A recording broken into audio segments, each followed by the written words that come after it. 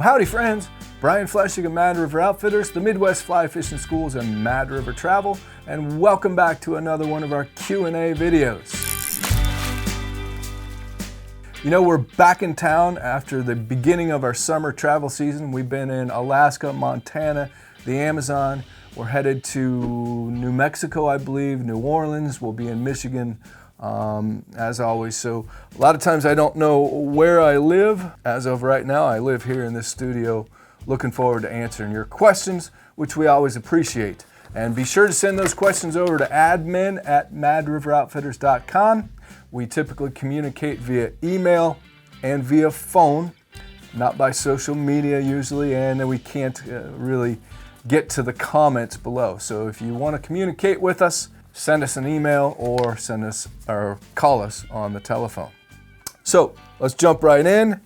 And Lance Caroland from Crosbyton, Texas. Lance says, "Hello, Brian. I know you are busy this time of year, but I was wondering if you could do a video sometime about fly rods." Lance, never too busy, and we are busy at all times of the year, but never too busy to answer questions. The types of fly rods, material, fiberglass, carbon, bamboo, etc., and I would like to know the advantages and disadvantages of each type of fly rod material. Also, could you explain the advantages and disadvantages of having a one-piece rod compared to a 2, 3, or 4-piece rod? I really appreciate the time, money, and passion you spend on giving us your vast knowledge of fly fishing.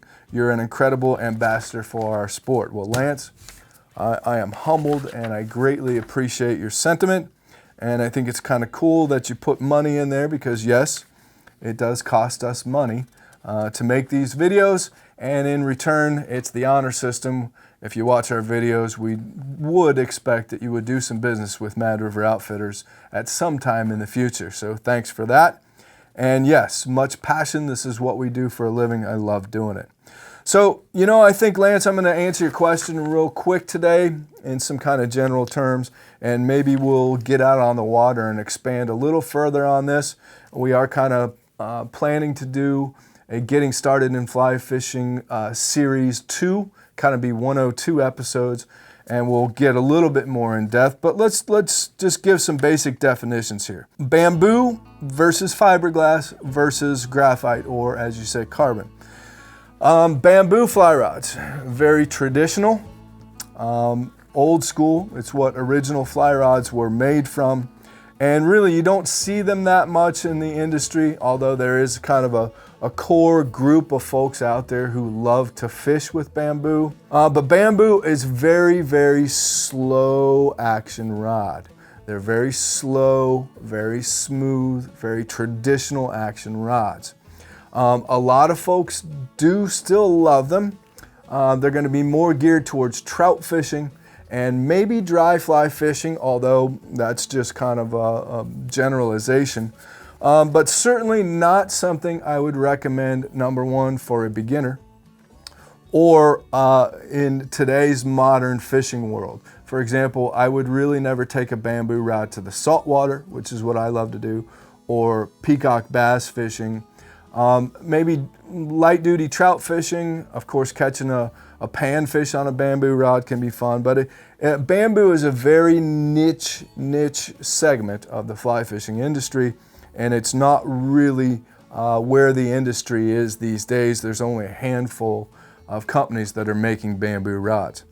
Now, fiberglass goes back to World War II, and this was how most rods were made, out of fiberglass during the 50s, 60s, and into the 70s.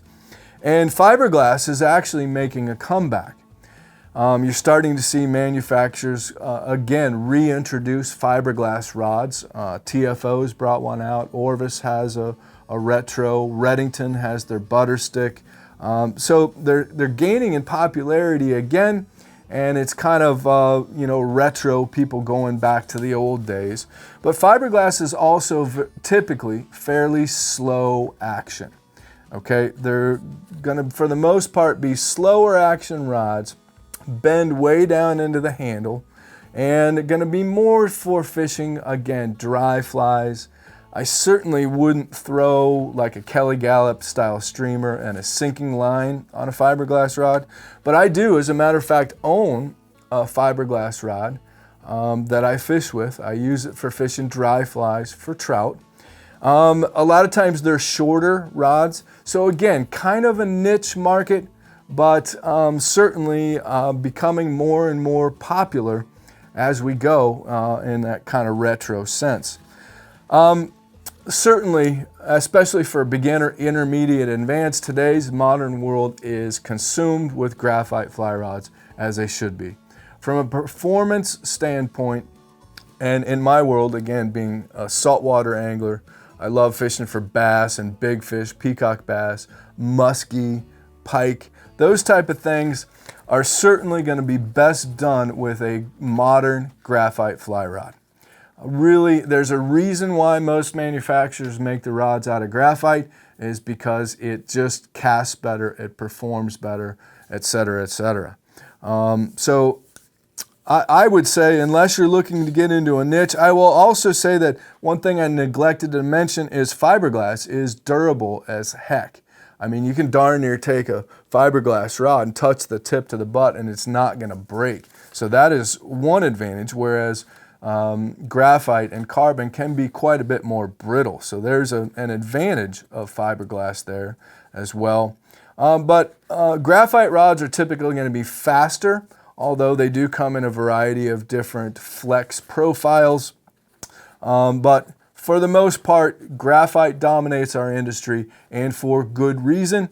And I would say, unless you're looking to be in that niche segment of the market, you either love bamboo rods or you want to try a fiberglass. I love catching fish on my fiberglass rod. You can feel it into the handle, and it's really mono-y-mono. I've got a click and pawl reel on there and love doing it, but I would never take it bass fishing. Bluegill, sure. Well, it's certainly not going to the saltwater or peacock bass fishing with me, that's for sure. So I hope that helps a little bit. And then you go on to ask about one piece compared to 2, 3, or 4. I can tell you that for good reason, almost everything in the industry these days is 4-piece. There's still a few 3-piece rods out there. Everything's 4-piece. The industry, like the golf shaft industry, has come so far with graphite on graphite ferrules that it really doesn't make a whole lot of difference at all. And the advantages, the convenience of having that shorter rod tube, whether you're traveling in the car or traveling on an airplane, there's really no reason not to own a 4-piece fly rod. I still run into people out there that are concerned about multiple piece rods and 4-piece rods, and you really shouldn't be. Mathematically, there's probably a slight difference, but I think it's so negligible you're not going to notice the difference, and the advantages of a 4-piece rod far outweigh a 2 or a 1-piece. In fact, I just had a fella that was with me down in the Amazon, and he had some 2-piece rods, and let me tell you, he struggled with traveling with those things, and he just came in and bought some 4-piece rods. So go with the 4-piece, no reason not to. So Lance, there you go. I hope that answers your basic questions and helps you out a little bit. And stay tuned, like I said, we'll try to do a little bit more on the graphite, fiberglass, and bamboo in coming episodes. So thanks, and we'll get you out a hat and a fly box. And last but not least today, Alexander Watson from Memphis, Tennessee. Alexander says, "Hi Mad River team. I've been fishing for years, but only recently gone into fly fishing, and your videos have helped me tremendously. So thank you all so much for your help, and to those of us who would otherwise be clueless. My nicest fly rod costs $50. I would happily spend more on a rod. However, my beloved wife would make me sleep on the couch for a month if I spent more. So my question is this. I'm not sure all fly rods are created equal, but what's the great difference between a $1,000 fly rod versus a cheaper, more common rod of the same weight? Will it allow you to cast farther? Will it help you to catch more fish? Will it cure the plague and end world hunger? I hope I get one of those sweet hats." Well, Alexander, we're going to send you out a hat and a fly box. And let me just say that No, not all fly rods are created equal. There is a reason why a high-end Sage rod or Scott rod, there's a reason why they cost $700,000, $800,000, $900,000. I'm not sitting here, I'm not going to justify it, but there's a reason why. And yes, you can tell a difference between a $50 rod and an $800 rod. And thank goodness, if you couldn't, there would be something really wrong with the world. But the truth is, as you go on, will it allow you to cast farther? Boy, I would say, yeah, it's nice to have a high-end, high-performance fly rod in my hand, and I might be able to cast a little farther, but I would say it has more to do with your technique than it does the rod. And then here's the big question. Will it help you catch more fish? And you know, I just have to be honest with you. I'm in the business of selling fly rods. I'm never going to talk you out of buying a $1,000 fly rod, but I'm never going to tell you that it's going to catch you more fish. It's just simply not. And anybody or any company that tries to tell you that a $1,000 fly rod is going to catch more fish than a $50 fly rod is just simply full of shit. That, I don't know how else to put it. Sorry for the language. I'm sure that they've bleeped that out. This is a family channel after all. But it's just BS, okay? It's not going to help you catch more fish. You might have more pride. It might feel a little bit better. But spending more money on high-tech equipment is not really going to help you catch more fish, especially when it comes to a rod. We might be able to argue or reel when it comes to saltwater or what have you.